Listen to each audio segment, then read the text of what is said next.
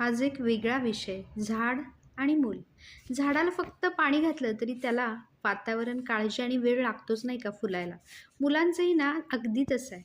आजची वाढती स्पर्धा पाहता मुलांकडून आपल्या पालकांच्या खरंच खूप अपेक्षा.